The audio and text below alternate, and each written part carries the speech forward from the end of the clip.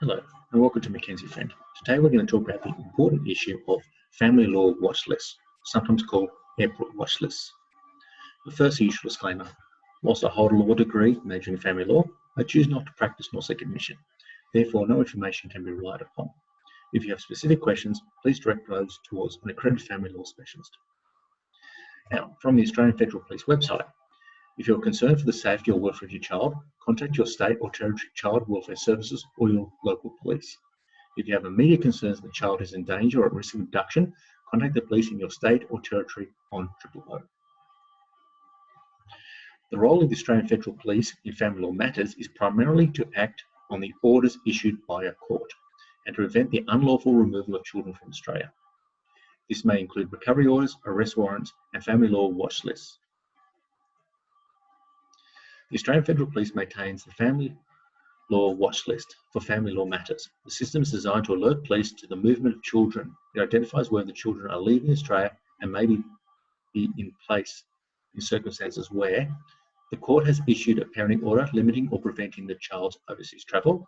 The court has issued an injunction limiting or preventing the child's overseas travel. The child is subject of a parenting order application currently before the court that may limit or prevent overseas travel. The child is subject of an application or order to place the child on the family law watch list, or the child is subject to a parenting order or injunction under appeal. So, how to place your child on the family law watch list? Firstly, you complete a family law watch list request form.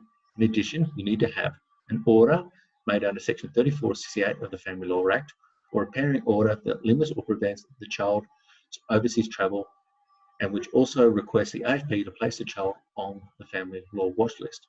Or you file an application with the court for a court order to be made under Section 34 or 68B, or a parenting order that limits or prevents the child's overseas travel, and which also requests the AFP to place the child on the family law watch list. Or you filed an appeal with the court against an order of the court relating to the child that limits or prevents the child's overseas travel, that has requested the AFP to place the child on the family law watch list.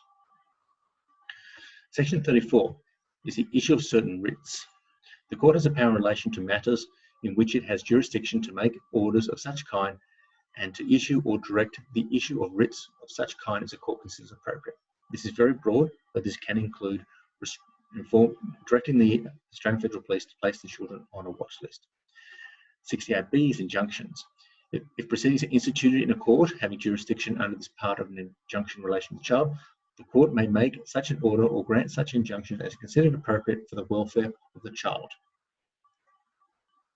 Now, it's very important to act fast. If you believe that your child is likely to be unilaterally relocated overseas, you must act quickly. Whilst it's possible to obtain the return of a child through a Hague Convention application, there is no guaranteed success, and the destination country may not be signatory to the Hague Convention on the civil aspects of international child abduction. So, in conclusion, it is not necessary that parenting proceedings are currently before the court or parenting orders are in effect. The orders sought must specifically direct the AFP to place the child on the watch list, and the AFP advised of those orders.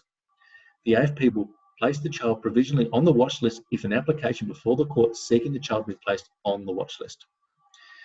If you are unable to obtain professional legal advice, the duty solicitor at the court may be able to assist in the application and have the matter listed on short notice and the orders made ex parte, which means without the presence of the other party.